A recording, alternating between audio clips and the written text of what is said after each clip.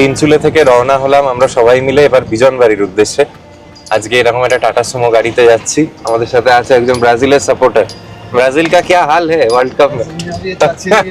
अच्छा ही हाल है ना। যাই হোক, জোকস অ্যাপার্ট, আমরা এই যে এখান থেকে বিজনবাড়ি যাচ্ছি, অনেকগুলি রাস্তা হয়ে যাওয়া যায়। আমরা ঘুমের রুটটা নেব, মোটামুটি তিনচুলে থেকে 60 কিলোমিটার মতো, ঘন্টা আড়াই নেবে পৌঁছতে। আপনারা যারা মেন টাউন দার্জিলিং থেকে শুরু করবেন তাদের সময়টা আর একটু কম লাগে, ঘন্টা দেড়েকের মধ্যে পৌঁছে যাবেন। তবে আমাদের এখান থেকে যদি মেন টাউন দার্জিলিং আমরা যেতে যাই, এত জ্যাম থাকবে, সেজন্য আর এবার দার্জিলিং মানে ছুঁয়ে যাওয়াটা হবে না। আপনারা যারা শিলিগুড়ির দিক থেকে আসছেন, তারা যদি শেয়ারে কিছুটা আসতে চান, তারা অবশ্যই ঘুম অব্দি গাড়ি পেয়ে যাবেন। 200-250 টাকার মধ্যে ঘুমে ড্রপ করে দেবে আপনাকে, তারপর বাকিটা আপনি চলে আসতে পারেন হচ্ছে রিজার্ভড গাড়ি নিয়ে। শুনেছি বিজনবাড়ি ঢোকার এন্ট্রেন্সের রাস্তাটা নাকি এখন খুব একটা ভালো অবস্থায় নেই। দেখা যাক কি অবস্থা, কিরকম কি রাস্তাঘাট পাই, তার সবটা তুলে ধরবো আজকের ব্লগে। এবং মেইন যেটা দেখানোর, অসাধারণ একটি রিসোর্টে আজকে আমরা থাকছি, যেখানে নদীর ভিউ তো আছেই, তার সঙ্গে আছে সুইমিং পুল এবং আরো অনেক কিছু। আজকের এই ব্লগটা শেষ পর্যন্ত দেখবার অনুরোধ রাখলাম, এবং যদি দেখে ভালো লাগে তাহলে অবশ্যই কিন্তু আমার এই চ্যানেলটি সাবস্ক্রাইব করতে ভুলবেন না। আপনারা যারা এই পর্ব থেকে এই ট্রাভেল সিরিজটি দেখা শুরু করলেন বা নোটিফিকেশন পেলেন, তাদের বলে রাখি এটা কিন্তু কোনো বিচ্ছিন্ন ভিডিও নয়। এই ট্রাভেল সিরিজে এর আগে ডুয়ার্সের মানাবাড়ি এবং তিনচুলেতে জিওডেসিক ডোমে থাকার অভিজ্ঞতা নিয়ে 2টি পর্ব আমি অলরেডি দিয়েছি। সেই পর্বগুলি যদি ঘুরে দেখতে চান, আজকের ভিডিওর ডেসক্রিপশন বক্সে লিঙ্ক পাবেন। তিনচুলে এবং বিজনবাড়িতে আমাদের এই ট্রিপ, গাড়ি, থাকা, খাওয়া সমস্তটা অ্যারেঞ্জ করে দিয়েছিল ফিউশন স্টেজ। তারা নর্থ বেঙ্গল, সিকিমে অপারেট করে এবং তাদের বিভিন্ন এরকম সুন্দর সুন্দর প্রপার্টি আছে। তারা অ্যাগ্রিগেটর হিসেবে কাজ করে। তাদের ওয়েবসাইটের লিঙ্ক পেয়ে যাবেন আজকের ভিডিওর ডেসক্রিপশন বক্সে। আগের পর্বেই তিনচুলের পর্বটায় তাদের ওয়েবসাইট থেকে কিভাবে বুক করতে হয় সেটাও দেখিয়েছিলাম। যে নাম্বারে সরাসরি ফোন করে আজকের প্রপার্টিটা বুক করতে পারেন, সেটাও স্ক্রিনে আমি বারবার ফ্ল্যাশ করে দেবো। এবার বলি বিজনবাড়িকে কেন বেছে নেওয়া বা বিজনবাড়ি কাদের ভালো লাগতে পারে। যারা আপনারা দার্জিলিং পাহাড়ে 4 দিন বা 5 দিনের ছুটি কাটাতে যাচ্ছেন, মূল টাউন দার্জিলিংয়ে 2 দিন কাটিয়ে যারা একটু শান্ত নিরিবিলি জায়গাকে শেষ 2 দিনের সঙ্গী করে নিতে চান, তাদের জন্য নদীর ধারে অবস্থিত এই ছোট্ট পাহাড়ি গ্রামটি ভীষণ ভালো হতে পারে। মূল টাউন দার্জিলিং থেকে এখানে পৌঁছতে সময় নেবে মাত্র 1.5 ঘন্টা মতো। রাস্তাও 90% স্ট্রেচে ভালো। আগেই বলে রাখি, যদি এই প্রিকনসিভ নোশনটা থাকে যে বিজনবাড়ির রাস্তা খারাপ, সেটাও আজকে ভাঙতে চলেছে। আমরা জোরবাংলো থেকে এই ঘুম এলাম, দার্জিলিং এদিক থেকে 8 কিলোমিটার। আমরা মিরিকগামী যে রাস্তা সেটাও নেব না, তার আগে ভেঙে যাব আমরা বিজনবাড়ির দিকে। এইটাই মূল জাংশন। আপনারা যারা শেয়ার গাড়িতেও আসবেন, তারা এই সার্কেলটায় নেমে যাবেন, সামনেই ঘুমের রেলওয়ে স্টেশন। এবং এখান থেকে কিন্তু আমাদের ডেস্টিনেশন মাত্র 20 থেকে 21 কিলোমিটার। 1 ঘন্টার কমই নেয়ার কথা যদি ট্রাফিক না পাই আমরা, বাট ট্রাফিক পাবো না এদিকে এসে, এটা ভাবাটাও বোধহয় ভুল। এই আমরা ঘুমের রেলওয়ে স্টেশনকে ডান দিক ছেড়ে এগিয়ে গেলাম। এনজেপি থেকে 2টি রাস্তা ধরে বিজনবাড়ি পৌঁছানো যায়। দুটোতেই মোটামুটি আপনাকে 100 কিলোমিটার কাভার করতে হবে এবং সময় নিয়ে নেবে 4.5 ঘন্টা। আমরা দার্জিলিংয়ের যে রুট, সেটার কাছাকাছি এসছিলাম, ঘুমে এসে মিশলাম, দেখতেই পেলেন। ঘুম থেকে বাঁদিক নিয়ে নিয়েছিলাম, যে রাস্তা লেপচা জগতের দিকে চলে যায়। তবে আমরা ঘুম থেকে মোটামুটি কিলোমিটার 2 আগে গিয়েই ঘুম ভাঞ্জাং বলে একটি জাংশন পড়ে, সেখান থেকে বিজনবাড়ির দিকে ভেঙে যাচ্ছিলাম। আরেকটি রাস্তা যেটা NH10 হয়ে যায়, সেখানে আপনাদের প্রথমে তিস্তা বাজার পৌঁছতে হবে, তিস্তা বাজার থেকে মাল্লি, মাল্লি থেকে জোরথাং, জোরথাং থেকে বিজনবাড়ি। তবে সাধারণত ড্রাইভাররা আমরা এই যে ডান দিকের টার্নটা নিচ্ছি বিজনবাড়ির, সেই রাস্তাটাই নিয়ে থাকেন। এবং আপনার কম বেশি গাড়ি ভাড়া, বড় গাড়িতে আমরা যেরকম যাচ্ছিলাম, পড়ে যেতে পারে রিজার্ভ যদি রাখেন 4 থেকে 4,500 টাকা। আমার সাজেশন থাকবে বড় গাড়ি নিয়েই যাবেন, কারণ রাস্তার কিছু জায়গা খারাপ না হলেও পাথুরে তো বটেই, এবং সে রাস্তায় যদি আপনার সঙ্গে বড় গাড়ি থাকে তাহলে স্বাচ্ছন্দ্যে জার্নিটা করতে পারবেন। এর পরের অংশে আমি দেখাবো যে কোন রাস্তা হয়ে আমরা বিজনবাড়ির গ্রামটা অবধি পৌঁছলাম। এই রুটটার একটা যেটা বিরাট সুবিধে, সেটা হচ্ছে যদি আকাশ পরিষ্কার পান, বিভিন্ন অংশ থেকে কিন্তু দুর্দান্ত সুন্দরভাবে কাঞ্চনজঙ্ঘা দেখতে পারবেন। এবং আপনারা যারা ঋষিহাট গ্রামটিকে চেনেন, সেটাও কিন্তু এই রুটেই পড়ে। ওভারঅল প্রাকৃতিক সৌন্দর্যের নিরিখে এই রাস্তাটি সত্যি মনে রাখবার মতো।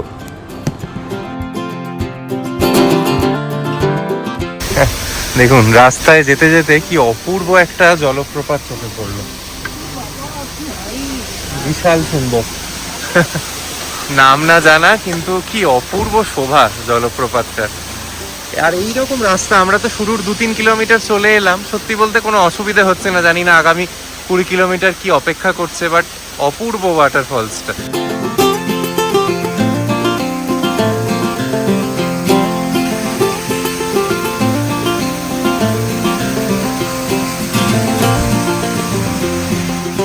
গুগল ম্যাপসে চেক করে দেখলাম এই ফলসটার নাম হিমা ফলস। আর এই গোটা জায়গাটাই অপূর্ব। এখান থেকে বোঝা যাচ্ছে যখন আকাশ ক্লিয়ার থাকে অপূর্ব সুন্দরভাবে আশপাশের ভ্যালির ভিউ পাওয়া যায়। আমরাও এখন আশপাশে সবুজ পাহাড় দেখতে পাচ্ছি, খুব সুন্দর লাগছে এই রুটটা। আমার কাছে একেবারেই নতুন, আমি এতবার এইদিকে এসেছি, কখনো বিজনবাড়ি যাইনি। বিজনবাড়ি কিভাবে পৌঁছবেন, বিজনবাড়ি পৌঁছানোর কটা রাস্তা, এ সমস্ত বিষয়ে তো আলোচনা হলো। এবার রাস্তার কন্ডিশনের ব্যাপারে আপনাদের বলি। দুটো জিনিস আমার এই রুটে এসে চোখে পড়েছে। আমি যেহেতু জোরথাঙের রাস্তাটায় যাইনি, তাই সেখানের কি অবস্থা বলতে পারবো না। এই রুটটাতে ঘুমভাঞ্জাং থেকে হিমা ফলস অব্দি রাস্তা ভালো ছিল। হিমা ফলস থেকে ম্যারিবং টি এস্টেট, এই ধরুন 7-8 কিলোমিটার রাস্তা, সেটার বেশ কিছু অংশে রাস্তা পাথুরে, খুব একটা পটহোলস না থাকলেও গাড়ি আসতে চলে। তবে মেরিবং টি এস্টেট থেকে চংটং টি এস্টেট, যেখানে আমাদের রিসোর্টটি অবস্থিত ছিল বিজনবাড়িতে, সেই অবধি রাস্তা কিন্তু এই রকম, যেরকম দেখছেন, যেরকম ছোট্ট গ্রামীণ জনপদগুলিতে হয়ে থাকে সেরকমই। হয়তো রাস্তা বিশাল কিছু চওড়া নয়, তবে অপূর্ব কিছু সুন্দর চা বাগানের পাশ দিয়ে দিয়ে এই রাস্তা এগিয়ে যায় বিজনবাড়ির দিকে। আমাদের সত্যি কথা বলতে এই যে 1 ঘন্টার জার্নি ছিল, তাতে এত সুন্দর কিছু ভিউ পেয়েছিলাম, রাস্তার যে কি অবস্থা বা সেটা নিয়ে খুব একটা দুশ্চিন্তায় পড়ে যাওয়ার মতো কিছু সেরকম মনে হয়নি। তুলনামূলকভাবে এর আগে আমি অফবিট আরও অনেক জায়গায় ঘুরেছিলাম, সেখানে রাস্তার কিন্তু কন্ডিশন এর থেকে অনেক খারাপ পেয়েছি। তাই যারা এটা ভাবছেন যে আমি বিজনবাড়ি শুধু এই কারণে যাব না যে রাস্তা খারাপ পেতে পারি, সেই জিনিসটা আশা করি এই ভিডিও দেখে বুঝতেই পারছেন একেবারেই ভাববার বিষয় নয়। তবে হ্যাঁ, তবুও বলবো সঙ্গে বড় গাড়ি নেবেন। আর আরেকটা ইম্পর্ট্যান্ট কথা, যেটা আমাকে অনেকেই জিজ্ঞেস করেছেন আমার রিলটা দেখে, সেটা হচ্ছে বিজনবাড়িতে এসির প্রয়োজন কেন পড়ছে। তার কারণ বিজনবাড়ির অল্টিটিউড অনেকটাই কম। সেখানে আমরা যে সময় অ্যাটলিস্ট গেছিলাম তখন ঠান্ডার ছিটে ফোঁটা ছিল না। সকালবেলা বেশ তীব্র ঘাম হওয়ার মতো গরম, এবং বিকেলবেলার পর থেকে প্লেজেন্ট টেম্পারেচার। সারা বছর এখানে ঠান্ডা থাকে না। এখানেও হয়তো ওই সমতলেরই মতো নভেম্বর থেকে ফেব্রুয়ারি কি মার্চ অবধি হালকা একটা ঠান্ডা ভাব পেতে পারেন। তবে যদি আপনি এটা ভাবেন যে মূলটাউন, দার্জিলিং, তিনচুলে, লেপচা জগৎ কিংবা লামাহাটার মতো ঠান্ডা এখানে পাবেন, সেটা হবে না। তাই দেখে নেবেন যে রিসোর্টই বুক করুন, এই রিসোর্ট বা অন্যান্য কোনো রিসোর্ট, সেখানে যেন অ্যাটলিস্ট পাখার প্রভিশন থাকে, নইলে কষ্ট পাবেন। আমরা বিজনবাড়ি পৌঁছে যাব আর 10-15 মিনিটের মধ্যে। এটা তো অনেকটা আমাদের অল্টিটিউড কমে এসছে। আমরা তিনচুলেতে ছিলাম 1600-1700 এরকম অল্টিটিউডে। এখানে কত হবে জানি না, পৌঁছে দেখবো হয়তো 700-800 মিটার। এখানে ঠান্ডা তো কিছু নেই, বরং বাইরে বেশ চড়া রোদই লাগছে। এখান থেকে সিকিমের বর্ডার খুব কাছে, জামুনি ব্রিজটা খুব কাছে, জামুনিটা অনেকে ঘুরতে যায়। আবার সিংটামে যে একটা গ্লাস ব্রিজ করেছে, সেটাও ওখান থেকে আপনারা সাইট সিং করে দেখে আসতে পারেন। অনেক কিছু আছে দেখবার মতো। আর যেটা শুনেছিলাম যে রাস্তা খুব খারাপ, সেরকমটা অভিজ্ঞতা হলো না। মোটামুটি ওই ঘুমের থেকে যদি 26 কিলোমিটার রাস্তা ধরি, কিলোমিটার 5-6 হয়তো খারাপ, 20 কিলোমিটার রাস্তা ভালোই আছে।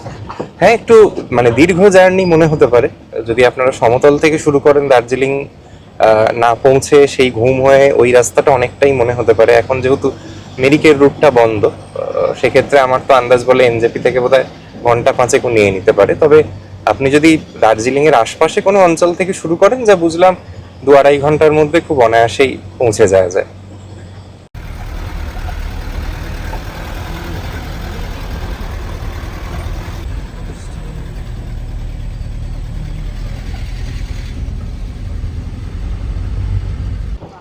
আমরা প্রায় বিজনবাড়ি পৌঁছেই গেছি। এই বাঁদিকে দেখুন, রঙ্গিত নদীর ভিউ তো দেখতেই পাচ্ছি। এই নদীটাই আমাদের সঙ্গে থাকবে আগামী অনেকক্ষণ ধরে। এবং এই সামনে এই জায়গাটাকে পুল বাজার বলে। এটা প্রায় সমতলই, 700-750 মিটার বোধহয় অল্টিটিউড অ্যাট ম্যাক্স। মোবাইল বলছে আমাদের অল্টিটিউড কমে এখন 760 মিটার। বিজনবাড়িতে এই টি রিভার রিসর্টে এসে আমরা পৌঁছলাম। নবনির্মিত একটি রিসর্ট। এই রিসর্টের ভিতরটা তো ঘুরিয়ে দেখাবই। বিজনবাড়ি আমার এই প্রথম আসা। গরম এখানে প্রবল, এখন দুপুরের দিকে বাইরে দাঁড়ানো যাচ্ছে না, এখন এতটাই গরম। প্রায় সমতল যেহেতু, 760 মিটার্স হলেও আশপাশে পাহাড় দেখা গেলেও পাহাড়ি ফিলটা কিছু নেই। ডান দিকে দোকান আছে, আরও অনেক মানুষের ঘর আছে এই জায়গাটিকে ঘিরে। চলুন ভিতরে যাওয়া যাক, কী ব্যবস্থাপনা আছে না আছে দেখি। প্রপার একটা রিসর্টের মতো ফিল দিচ্ছে অ্যাটলিস্ট। এটা হচ্ছে ওনাদের চেক ইন রিসেপশন ডেস্ক। হ্যাঁ হ্যাঁ, তুললাম, থ্যাংক ইউ।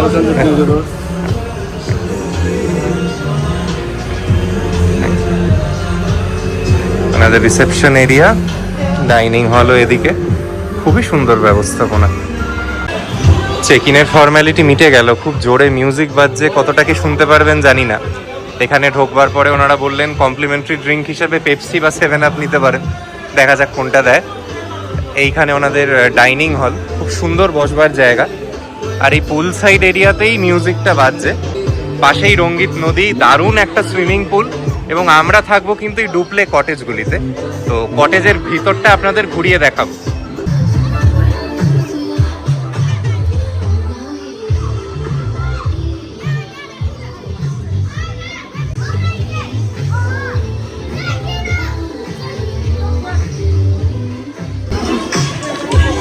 এদিকে একটা কিডস পুল, এদিকে অ্যাডাল্টসদের ব্যবহার করার জন্য পুল। আর আমার আন্দাজ বলে আমাদের বোধহয় এই কটেজগুলো। আর যে জন্য আমি এসছি, আমার যদিও যদি ব্যক্তিগতভাবে বলেন এই পাহাড়ের মধ্যে এত হট্টগোল ভালো লাগে না, মানে I am against that as a person. আমি এসছি এই জিনিসটার জন্য, এই নদী, তার পিছনে এই পাহাড়ের অসাধারণ ভিউ এবং সবুজে মোড়া পরিবেশ। যত ভালো বলবো তত কম আর কি। বিজন বাড়িতে এসে মানুষ এই জন্যই থাকে। এই এত লাউড মিউজিকের কোনো প্রয়োজন ছিল বলে আমার মনে হয় না, সেটা কর্তৃপক্ষের ভেবে দেখা উচিত। যাই হোক, এই নদী দেখে দেখেই আমার তো আজকে সারাটা দিন সময় কেটে যাবে। আর আমাদের এই অসাধারণ সুন্দর কটেজগুলি অ্যালট করা হয়েছে। Again thank you to fusion stage. আমি সত্যি এতটা আশা নিয়ে আসিনি, বাট এই কটেজগুলো সত্যি দুর্দান্ত মানের কটেজ। আমাদের কটেজ থেকে বেরিয়েই বাইরের ভিউটা শুধু দেখুন, এরকম দুর্দান্ত মানের কটেজ, ভিতরে এসি পর্যন্ত আছে যেহেতু এখানে খুব গরম পড়ে। আর এই কটেজের বাইরে এসে দাঁড়াবেন আর এই সুন্দরভাবে রঙ্গিত নদীর ভিউটা আপনারা এনজয় করতে পারবেন। পাহাড়ে সব মানুষই প্রায় ফুটবল ভালোবাসে, ফুটবল ফ্যান, কোনো দেশের পতাকা আর বাকি নেই। Spain, Brazil, Germany, Argentina, France, সব দেশেরই পতাকা চোখে পড়ছে। অসাধারণ, এখানের ব্যবস্থাপনা অসাধারণ। এগেন বারিং দি লাউড মিউজিক, এটা বাদে এই রিসোর্টের সব কিছুই ভালো।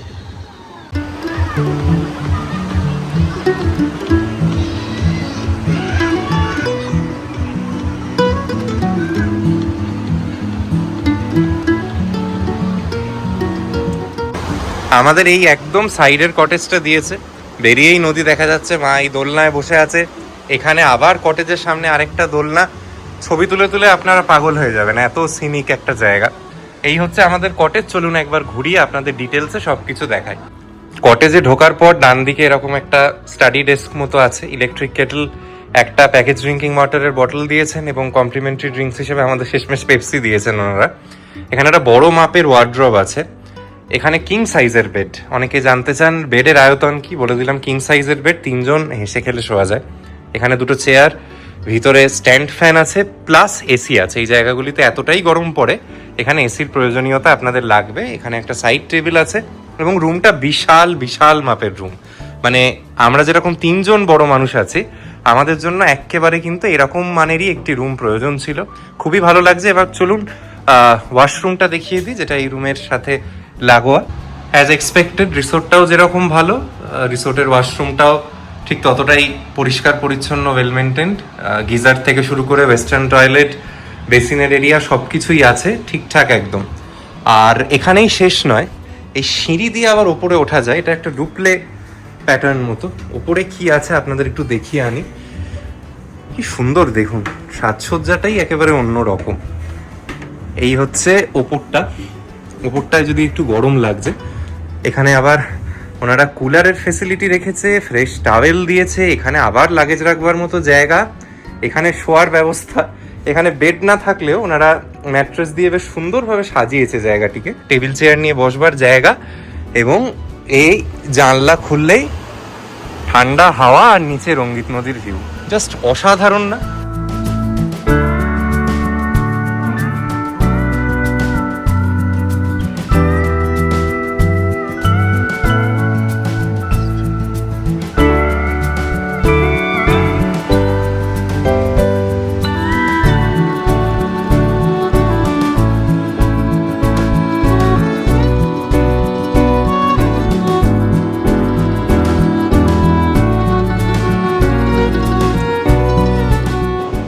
এই কটেজগুলিকে যত ভালো বলবো বোধহয় তত কম। এত সুন্দর ব্যবস্থাপনা, এবং দেখছি এখানে বহু লোকাল মানুষও এসছেন। আর এত গরম সকালবেলাটা তারা সবাই সুইমিং পুলে স্নান করছে, এনজয় করছে। বিজনবাড়িতে আগামী দিনে এলে কোথায় থাকতে হবে আশা করি এবার ক্লিয়ার হয়ে গেছে। এইখানে থাকলে আপনার কোথাও যাওয়ার প্রয়োজন নেই, কোথাও নয়। মানে রুম থেকে বেরিয়েই সারাদিন নদীর ভিউ পাবেন। এবং এই যে জায়গাগুলি ন্যাচারালি যেহেতু অনেকটা লো অল্টিটিউডের, এই জায়গাগুলি আসবেন শীতকালে, বর্ষাতে এলেও কিন্তু আমরা যে গরমটা পাচ্ছি আপনি সেটা পাবেন। হ্যাঁ, এবার একটাই বেনিফিট হচ্ছে বর্ষাকালে, সেটা হচ্ছে যদি আপনি বৃষ্টি পান তাহলে এই জায়গার মাহাত্ম্য একেবারে অন্য রকম হবে। তবে হ্যাভিং সেড দ্যাট, গরমকালে এলে কিন্তু এই জায়গাটা ভালো লাগবে না। এখনই দুপুরে টেম্পারেচার 25-26 ডিগ্রি মতো, খুবই রোদটা গায়ে লাগার মতো লাগছে। তবে হ্যাঁ, সেটা একটা অন্য প্রসঙ্গ। অনেক ঠান্ডার জায়গায় থেকে এসছি, একটু লো অল্টিটিউডে একটা দিন কাটালেও খুব একটা বিশেষ অসুবিধের কিছু নেই। এই যে কটেজগুলি দেখছেন, এরকম কটেজ এখানে মাত্র 3টে আছে, তাই আগে ভাগে বুক করে নিতে হবে আপনাদের। আপনারা একদম শেষ মুহূর্তে এসে কটেজ চাইলে পাবেন না। এর বাদেও ওনাদের আরও 3টে রুম আছে এবং 3টে টেন্ট আছে। দেখি যদি ঘুরিয়ে দেখানো সম্ভব হয়, অবশ্যই চেষ্টা করব। আর এরকম সুন্দর দোলনা করা আছে রিভার সাইডে, দেখুন ফুল দিয়ে সাজানো, মানে গোটাটাই দেখে মনে হচ্ছে না একটা মানে ফটোগ্রাফি পয়েন্ট মতো। অসাধারণ অসাধারণ সাজানো। এবং আমরা লাকি যে এই যে কটেজগুলি দেখছেন এগুলো একেবারে নতুন হয়েছে, সেজন্য কটেজে এখনো ওয়াইফাইটারও সেট আপ হয়নি। ওনারা বললেন কমন এরিয়াতে আপনারা ওয়াইফাই ভালো মতো পাবেন। এইসব ব্যাপার, পাওয়ার ব্যাকআপ আছে। আপাতত যেটুকু শুনলাম পেট ফ্রেন্ডলি নয় এই রিসোর্টটা, জানি না ভবিষ্যতে কি হবে। মা, এই প্রথমবার বিজনবাড়িতে এসে কিরম বুঝছো, কি অভিজ্ঞতা হলো, বা এই রিসোর্টটা এখন অবধি দেখে কি বুঝছো? বিজনবাড়ি সাইডে তো আগে আসিনি, আর এই রিসোর্টটা দেখে মুগ্ধ হয়ে গেছি। কোথাও যেতে হবে না, সারাদিন এইটাই এক্সপ্লোর করব। ঠিক কথা। হ্যাঁ, ভীষণ গরম তো, ভাবছি একটু খালি হলে আগে সুইমিং পুলে নেমে যাব। আর এই দোলনা আমার খুব প্রিয়, ঘরের সামনে দোলনা পেয়েছি, ঘরের ওইখানটাতে বারান্দাতেও দোলনা আছে, দোতলা আছে। ইচ্ছে করলে ওপর থেকে নদী দেখো, নিচ থেকে নদী দেখো, খুব ভালো। এত ভালো লাগছে, এই সারাক্ষণ বারান্দায় বসেই তো কেটে যাবে। একেবারেই তাই। আর ব্যাপারটা হচ্ছে যদি এক পশলা বৃষ্টি হয় এর মধ্যে, তাহলে এই জিনিসটা আরো অনেক বেটার লাগবে, হবে হয়তো আশা করি। পাহাড়ে যে পরিমাণ বৃষ্টি হচ্ছে সারাদিন, এই 24 ঘন্টায় আমাদের থাকার যে কোনো একটা স্ট্রেচে একটু বৃষ্টি পেলেও আপনাদের দেখাবো কি লাগে। এখানে চেক ইন টাইম হচ্ছে দুপুর 1টায়, চেক আউট টাইম সকাল 11টায়। এই যে রিভার ভিউ ডুপ্লে কটেজগুলো, এখানে থাকবার খরচটা আপনাদের একটু বলে দিই। এটা হচ্ছে ফ্ল্যাট রেট, এর ওপর ডিসকাউন্ট বা অফ সিজন অন সিজনের যে ভেরিয়েশনটা হয় সেটা মাথায় রাখবেন। আমি এটা ফ্ল্যাট রেটগুলো বলছি। ডাবল অকিউপেন্সিতে যদি থাকেন, 4 বেলার খাবার নিয়ে একজন মানুষের থাকার খরচ হচ্ছে 2800 টাকা। তার মানে ধরুন যদি এরকম একটা ডুপ্লে কটেজে একদিন একটা কাপল থাকে, তার খরচ পড়বে 5600 মতো। এবার এটা সিজন টু সিজন বাড়তে বা কমতে পারে। এই ঘরগুলিতে যদি 4 জন থাকেন, সেক্ষেত্রে পার হেড খরচটা পড়বে 2500 টাকা। এটা হচ্ছে এখানের অফিসিয়াল রেট কার্ড দেখে বুঝতে পারলাম। 4 বেলার খাবার যেরকম হোমস্টেতে হয় এখানেও ধরা। আমাদের তো ওনারা বলছিলেনই যদি দুপুরে ডিম খান তাহলে রাত্রিরে চিকেন বা ভাইসি ভার্সা, সেটা আপনার চয়েস।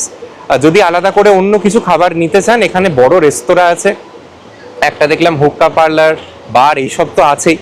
তো আপনাদের খাবার এখানে নিজেদের ইচ্ছে মতো খেতেও কোনো অসুবিধে কিছু নেই।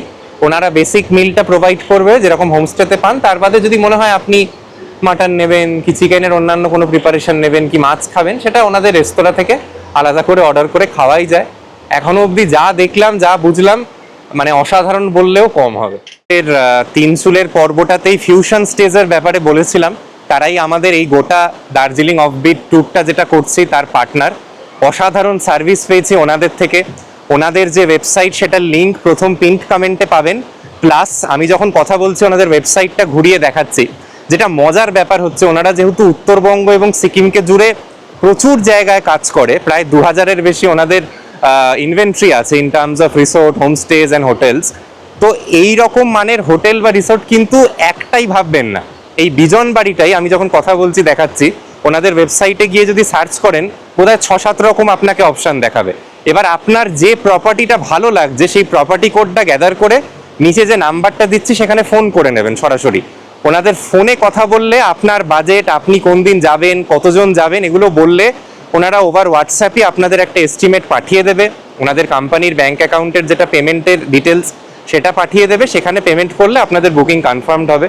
এবং যেটা সব থেকে আমাদের ভালো লেগেছে, আগের পর্বেও বলেছিলাম, বারবার ফলো আপ করছে, চেক ইনের আগে ফলো আপ, চেক ইনের পরে ফলো আপ, সব ঠিকঠাক আছে কিনা, এবং ওভারঅল ব্যবস্থাপনা খুব ভালো। এমনকি এই জায়গাগুলিতে আসবার জন্য যদি গাড়ি লাগে, যখন বুকিং করবেন বলে দেবেন, ওনারাই কিন্তু গাড়িরও ব্যবস্থা করে দিতে পারে, এবং এই সমস্ত বুকিংয়ের ইনভয়েস আপনারা পাবেন, কোনো কাঁচা বিলের ব্যাপার নেই। যদি রিএম্বার্সমেন্টের প্রয়োজন পড়ে আগামী দিনে, এই রিএম্বার্সমেন্টটাও কিন্তু ওনাদের সঙ্গেই আপনারা করে নিতে পারেন। গুগলে ফিউশন স্টেজের ব্যাপারে রিভিউ পড়ে নিতে পারেন, এবং ওনাদের কলকাতার সল্টলেক সেক্টর 5-এ অফিস, দরকার হলে যদি মনে হয় যে সব ভেরিফাই করে যাচাই করে কাজ করবেন, সেটাও করতে পারেন। আশা করি অসুবিধে কিছু হবে না। আমাদের অভিজ্ঞতা এই দুটো জায়গা থেকে দুর্দান্ত। আমি 100% রেকমেন্ড করব ফিউশন স্টেজকে।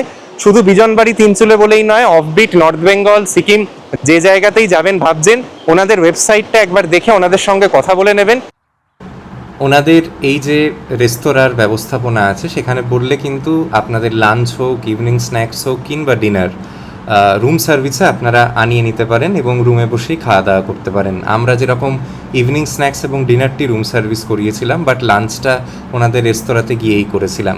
এবং এই বারবারই যে কথাটা বলছি, রেস্তোরাঁ হোক কিংবা রিসোর্ট, তার বিভিন্ন জায়গা থেকে নদীর এত সুন্দর ভিউ আছে না, এটাই বোধহয় সব থেকে বড় পাওনা। এবং ওনারা যেভাবে খাবার পরিবেশনা করে দিয়েছিলেন আমাদের সেদিনকে, সেটাও আমাদের ভালো লেগেছিল। আমরা সারাদিন এই রিসোর্টটিতে থেকে বলতে পারি যে যেহেতু মেনুটা সেই একই রকম, সেখানে বিশাল কিছু তারতম্য ছিল না, বাট যে খাবার খেয়েছিলাম তার স্বাদ আলাদা করে বুঝতে পেরেছিলাম, এবং আমাদের যে ধরনের খাবার ভালো লাগে সেরকম মনে হয়েছিল। তবে আবারও আমি এই জিনিসটা বলতে চাই যে খাবার সবার একরকম ভালো লাগে না। আমার যেটা ভালো লাগছে আপনার গিয়ে একেবারে জঘন্যও মনে হতে পারে। বাট দেখতেই পাচ্ছেন কি সুন্দর কাঁসার থালা বাটিতে সুন্দর সাজিয়ে দিয়েছিলেন। আমরা আলাদা করে সকালে যেহেতু ডিম খেতে চাইনি, তাই চিকেন অর্ডার করেছিলাম, যার জন্য চেক আউটের সময় পেমেন্ট করতে হয়েছিল।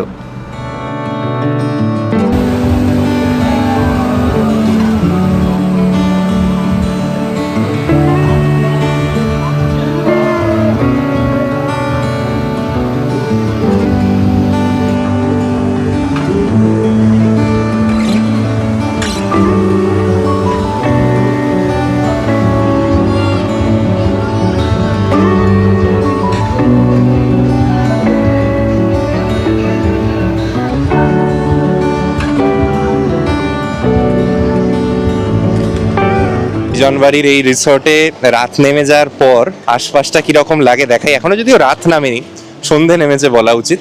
আলোগুলো জ্বলেছে, বাট কিছু আলো আবার শর্ট সার্কিট হয়ে নিভেও গেল, তাই ফুল লাইটিং এর অ্যাম্বিয়েন্সটা না দেখাতে পারলেও এখন যা লাইটিং আছে এটাও মন্দ লাগছে না, কি বলেন? এই হচ্ছে আমাদের কটেজের বাইরের লুক অ্যান্ড ফিল। ঝলমলে, একদম পরিষ্কার পরিচ্ছন্ন। এখন তো সবকটা কটেজেই লোক এসে গেছে, যারা ওই বাচ্চা বলা হয়নি আমার। এই পুলের সাইডে কিন্তু কিছু সাধারণ মানের ঘর আছে, মানে সাধারণ মানের ইন দ্য সেন্স কটেজ নয়, সেগুলোর ভাড়াও কম, দৈনিক পার পার্সন 1800-2000 টাকা করে। সেখান থেকেও আপনি নদী দেখতে পারবেন, কিন্তু এরকম কটেজে থাকার যে সুবিধে সেটা পাবেন না। সেটা আপনার চয়েস। যদি একটু বাজেটে এখানে থাকতে হয়, তাহলে ওই রুমগুলো ভালো হবে। যারাই দেখছি এসে প্রথমে ওই রুমগুলোয় পা দিচ্ছে, খানিকক্ষণ থাকবার পরে এই কটেজগুলো দেখে আবার এখানে শিফট হয়ে যাচ্ছে। তো এনাদের এই কটেজগুলোই আর কি প্রাইমারি সেলার। ওনারা আমাদের ইভিনিং স্ন্যাক্স দিয়ে গেছে। এখানে বারবারই বলছি, আপনি সেট মেনুর বাইরেও যা ইচ্ছে অর্ডার করতে পারেন। আর বিজনবাড়ি গ্রামটা আমার উল্টো দিকে দেখুন, কি ভালো লাগছে দেখতে। রাতের আকাশ, বিজনবাড়ি গ্রামের এই ছোট্ট ছোট্ট বাড়িগুলোয় আলো জ্বলে গেছে। আজকে রাত্রিরে ব্রাজিলের খেলা আছে, আবার রাত জাগার বিষয় আছে। আপনাদের চট করে ইভিনিং স্ন্যাক্সে ওনারা কি দিয়েছেন সেটা একটু দেখিয়ে দিই। আর ইভিনিং স্ন্যাক্সে ওনারা দিয়ে গেছে হচ্ছে চা, কফি আর ভেজ পকোড়া। আমাদের জানা হয়েছিল যে পকোড়া তো ভেজই হবে, এবার সেটা আপনি কি নিতে চান আর কি, মানে অনিয়ন পকোড়া টাইপের বা এরকম কিছু, নাকি এমনি প্লেন ওই ক্যাবেজের পকোড়া। তো আমরা এমনি ভেজ পকোড়াটাই বলেছি। এর বাদে এখানে সারা দিন যেটা একটা দেখলাম, এটা প্রবলেমেটিক এরিয়াও, বহু ফ্লোটিং গেস্ট আসে এবং তারা সেই সকাল 9টা থেকে ঢুকেছে, রাত 8টার আগে কেউ বেরোবে না। তো আপনি যেই পুল এরিয়া বা এগুলো ইনহাউস গেস্টদের যতটা যা সুবিধা আছে অ্যাক্সেস করার, বাইরের গেস্টরাই প্রায় দখল করে রেখেছে। এবং এখানে যেহেতু ওনারা মানে অফিসিয়ালি লিকার সার্ভ করে, তো সারাটা দিনই পুলের ব্যবহার হচ্ছে, বহু মানুষ বাইরে বসে মদ্যপান করছেন। তো যারা ফ্যামিলি নিয়ে আসবে, এই পার্টটা একটা প্রবলেম, যে সারাদিন ওই লাউড মিউজিক এবং বাইরের গেস্ট প্রচুর পরিমাণে চোখে পড়ছে। সারাদিন অপেক্ষার পরে সেদিন সূর্যাস্তের পর বৃষ্টি নামে। বৃষ্টি ভিজিয়ে দিয়ে যায় অপূর্ব পাহাড়ি জনপদ বিজনবাড়িকে।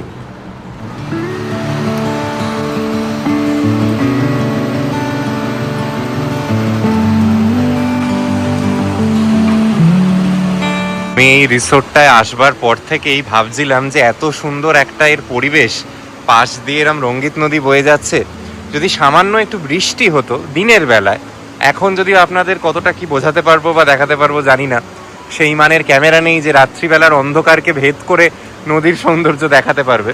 তবে এই যে বৃষ্টির একটা পরিবেশ যে কোনো নদীর ধারের জায়গাতেই সেটা একটা অন্য আমেজ বা একটা অন্য মাত্রা এনে দেয়। আমাদের কটেজগুলো বাইরে রাত্রিবেলা আলো জ্বলে যাওয়ার পর কতটা ভালো লাগছে সেটা তো প্রথম কথা দেখতেই পাচ্ছেন। And on top of everything else নদীটা কতটা সুন্দর লাগছে দেখুন। সারা দিন এরাই গাঁক গাঁক করে এই যে মিউজিকটা চালিয়ে রেখেছে, তার জন্য নদীর যেটা একটা নিজের অন্তর্নিহিত একটা শব্দ বয়ে যাওয়ার পর সে যে একটা ধ্বনি রেখে যায়, সেইটাই শোনাতে পারছি না সারাদিন ধরে। এই বৃষ্টির আওয়াজ তার সঙ্গে নদীর বয়ে যাওয়ার শব্দ সব মিলিয়ে আশপাশের পরিবেশ অত্যন্ত ম্যাজিক্যাল।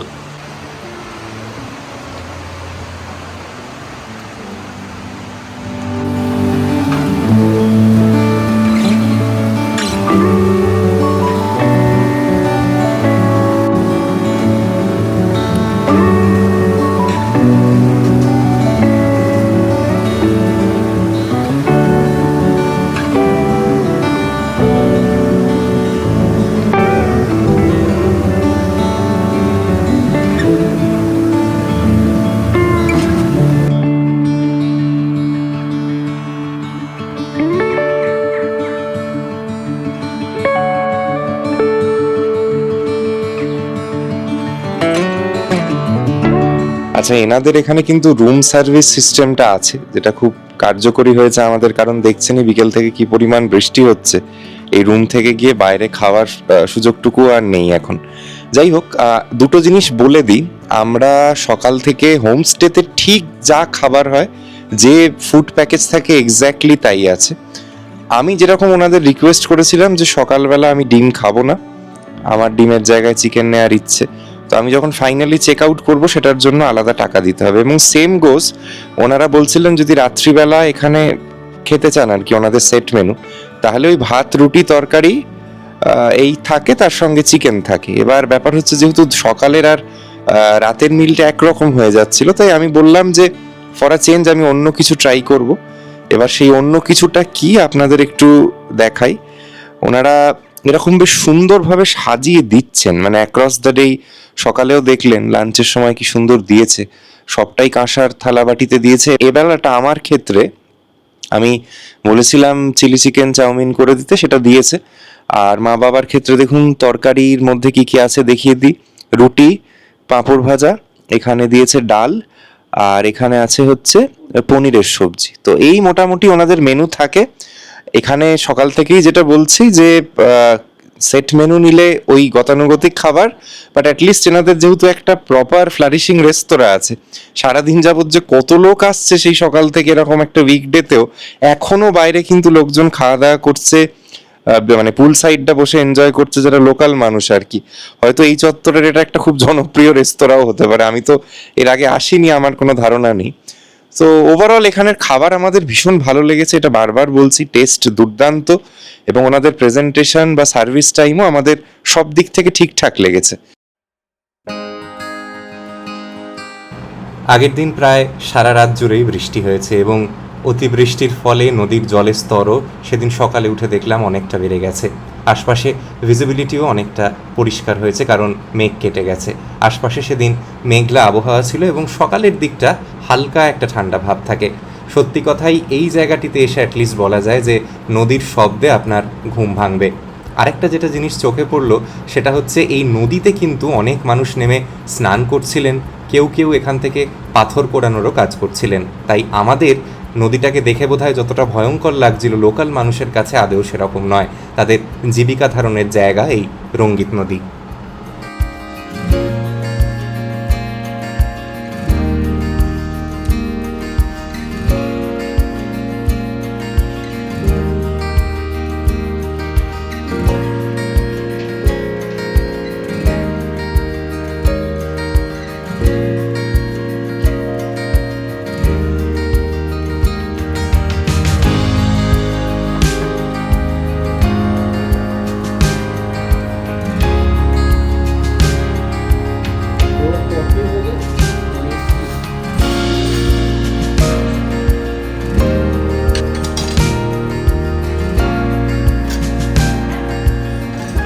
কালকে যে জিনিসটা আমার দেখানো হয়নি, এখানে কিন্তু থাকবার জন্য কিছু টেন্ট আছে, মানে টু বি স্পেসিফিক 3টে টেন্ট আছে।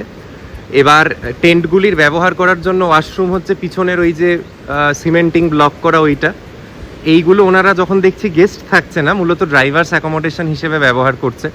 খারাপ নয়, এই টেন্টগুলি থেকেও কিন্তু রিভার ভিউ আছে, মানে আপনাদের একটু দেখাই।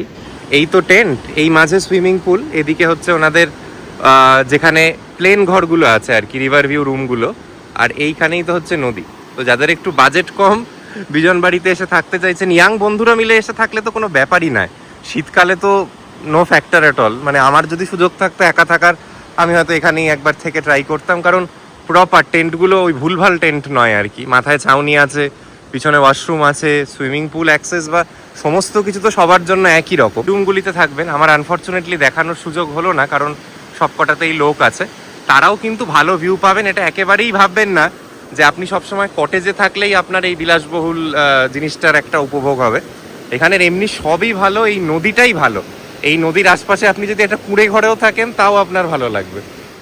ভালো দিকগুলো যেরকম বললাম, এবার যেগুলো ভালো লাগেনি সেটাও আমার বলা উচিত। ঘরের কিছু জিনিসের ব্যাপারে বলি। মানে এত বড় একটা রিসোর্ট, এনাদের এখনো ঘরে কিন্তু ওয়াইফাই সেট আপ হয়নি। হ্যাঁ, আপনাদের যা কাজ চালানোর মোবাইল ডেটাতে চালাতে হবে, যদিও কানেক্টিভিটি নিয়ে খুব একটা প্রবলেম নেই। দ্বিতীয়ত, ঘরের মধ্যে কোথাও কোনো আয়না চোখে পড়লো না। স্পেসিফিক্যালি প্রবলেম যারা সাজগোজ করবেন ভাবছেন, এই বারবার ওয়াশরুমে গিয়ে আপনাকে আয়না ব্যবহার করতে হবে। তৃতীয়ত হচ্ছে, এনারা না টয়লেটারিস কিট দিয়েছেন, না কোনো চা কফির কিট দিয়েছেন। এত টাকা নিচ্ছে, মানে ধরুন একটা কাপেল এখানে থাকলে 5500 5600 খরচ আছে একটা রাতে, বা 4জন অকুপেন্সি হলে প্রায় 1010 টাকা খরচ। তো সেখানে এইটুকু তো আমার মনে হয় অনেকেই আশা করতে পারেন।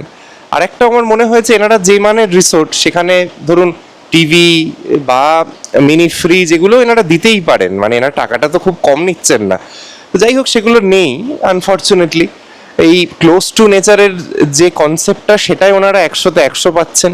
এত সুন্দর সুইমিং পুল, এত সুন্দর রিভার সাইড এরিয়া, খাবার হয়তো গতানুগতিক, কিন্তু সেই খাবারগুলোর স্বাদ ভালো পেয়েছি, সার্ভিসও মোটামুটি ভালো। আর আরেকটা যেটা বিষয়, সেটা হচ্ছে দেখুন, একটা হোমস্টের সঙ্গে তো এটাকে কখনোই তুলনা করা যাবে না, কারণ এদের একটা ফাংশনাল রেস্তোরাঁ আছে, বার আছে, যেটা একটা হোমস্টেতে হয় না। অনেক ভালো স্মৃতি নিয়ে ফিরেছিলাম বিজন বাড়ি থেকে। সত্যি মনে থেকে যাওয়ার মতো একটি জায়গা। আপনারাও ছুটি ছাটা পেলে অবশ্যই ঘুরে আসবেন বিজন বাড়ি থেকে। আপনাদের এই জায়গাটিতে গিয়ে কেমন লাগলো আমাকে এই ভিডিওর কমেন্টে ফিরে এসে জানাতে ভুলবেন না। আজকের এই ভিডিওটি এখানেই শেষ করছি। পরবর্তী পর্বে আপনাদের নিয়ে যাব কাফেরগাঁও, যেখানে গিয়েও আমাদের ভালো লেগেছিল, এবং আরও এমন একটি জায়গা যেখানে ভিড়ভাড়টা একেবারেই নেই, এবং দুদিন ছুটি কাটানোর জন্য আপনাদের পরিবারের সঙ্গে একটি আদর্শ আস্তানা হয়ে উঠতে পারে।